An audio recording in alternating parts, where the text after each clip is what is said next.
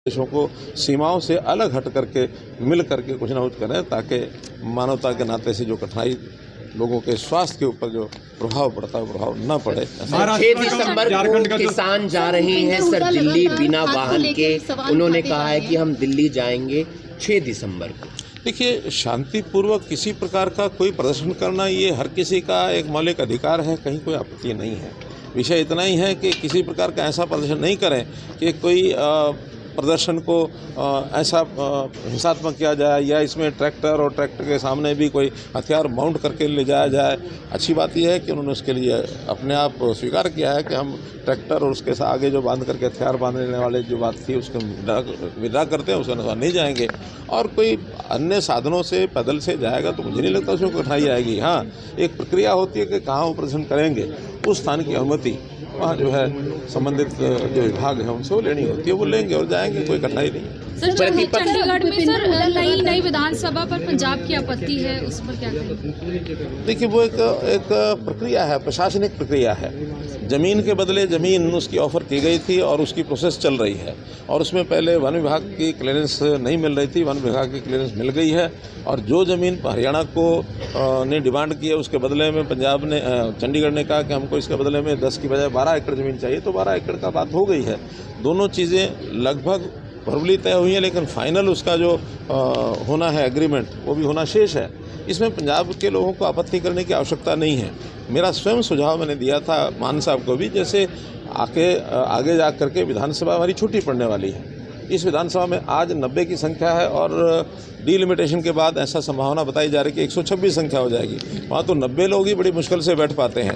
पंजाब को भी अगर लगता है कि उनको भी कोई भवन विधानसभा आदि नई बनानी है, उनको भी ऐसा कोई ज़मीन चाहिए, तो चंडीगढ़ में ज़मीन बहुत है, बदले में वो साथ में लगता है उनका मोहाली है अथवा अन्य एरिया है, उसमें बदले में वो दे सकते हैं। तो कोई प्रोसेस करते हैं, ये एक म्यूचुअल एग्रीमेंट के नाते से है, कोई फ्री में ज़मीन नहीं ली जा रही, और न ही कोई ज़मीन का ऐसा विषय है कि चंडीगढ़ एडमिनिस्ट्रेशन के साथ कर नहीं सकता। चंडीगढ़ एडमिनिस्ट्रेशन ने पहले भी इस प्रकार की ज़मीनें बेची भी हैं, बदले भी किए हैं। सारा विषय है ज़मीन का बदला ज़मीन से हो रहा है, कोई ऐसा फ्री ले रहा है ऐसा नहीं है। प्रतिपक्ष जो भूपेंद्र सिंह हुड्डा है, उन्होंने कहा है कि बाप बेटा जो आप लोग कटाक्ष करते हैं अक्सर, उन्होंने कहा कि हम स्वतंत्रता संग्राम से जुड़े हुए व्यक्ति हैं, मेरे पिताजी स्वतंत्रता सेनानी रहे। उसका उन्होंने जवाब दिया। ऐसा है कि केवल वही जुड़े हुए ऐसा नहीं है, चाहे उनकी अपनी पार्टी हो चाहे दूसरी पार्टियां हो, सैकड़ों हजारों लोग जुड़े हुए हैं। इतना ही हमारा कहना है, उनको सुझाव है वो करें जो मर्जी, उनकी अपनी पार्टी जो मर्जी करें, लेकिन सुझाव ये है कि पार्टी में लोकतंत्रता लेकर के आए। लोकतंत्र इस नाते से अन्य लोग भी पार्टी में आगे आएंगे तो उनकी पार्टी को बढ़ावा मिलेगा, लोकतंत्र मजबूत होगा। अगर ये बापू बेटा की पार्टी जो कहते हैं लगातार उससे वो नहीं हटते हैं और अडिग रहते हैं, हमें उसकी हानि नहीं है, हमको हानि नहीं है, क्योंकि लोगों को ही लगता है कि ये जैसे राजा महाराजा होते थे, एक वंशावली जो राज करती थी, राजा का बेटा राजा उसका बेटा राजा, ये अगर इस प्रकार से आज लोकतंत्र में कोई भी पार्टी चलाएगी तो वो पार्टी नुकसान में रहेगी। केवल कांग्रेस का ही विषय नहीं है, ये सब पार्टियों के लिए हमारा कहना है कि कभी भी एक परिवार की कोई अगर संस्था पार्टी बन के चलती है तो लोकतंत्र भी उचित नहीं होता। धन्यवाद। कल इलेक्शन होने जा रहा है झारखंड में और महाराष्ट्र में सर। बहुत अच्छी बात है, हरियाणा जैसे चुनाव में एक अच्छी प्रगति भारतीय जनता पार्टी के नाते हमने सरकार बनाई है, और वहाँ के लोग भी इससे बड़े उत्साहित हैं कि हम भी अपने यहाँ पर भारतीय जनता पार्टी की सरकार बनाएंगे। और मुझे लगता है कि वहाँ के लोग, वहाँ की जनता नरेंद्र मोदी जी के नीतियों में विश्वास करके और भारतीय जनता पार्टी की विचारधारा के अनुसार आगे बढ़ेगी, और वहाँ दोनों जगह पर भारतीय जनता पार्टी की सरकार बनेगी। कई महापुरुषों की सर करनाल तक कब तक है, क्या प्लानिंग है? अभी वो फाइल वर्क पूरा हो रहा है, काम शुरू होने में शायद महीना भर लग सकता है।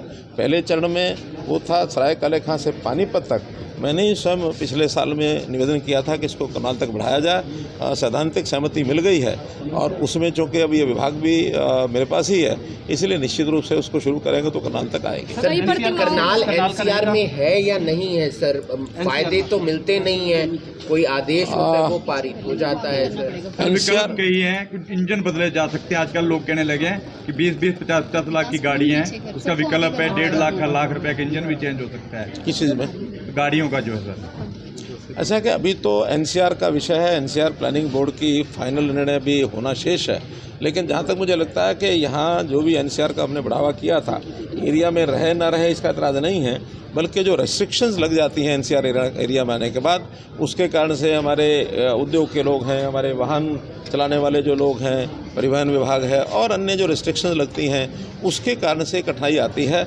उसके ऊपर एक विचार चल रहा है कि इस समस्या का कैसे समाधान हो। एरिया हमारा अंदर रहेगा तो अच्छी बात है ताकि एनसीआर में होने वाले लाभ वो मिलें, लेकिन जो कठिनाइयाँ हैं उसमें से निकाला जाए। Final decision yet to be done. कई महापुरुषों की सर प्रतिमा का आज अनावरण किया जाना है स्मार्ट सिटी प्रोजेक्ट के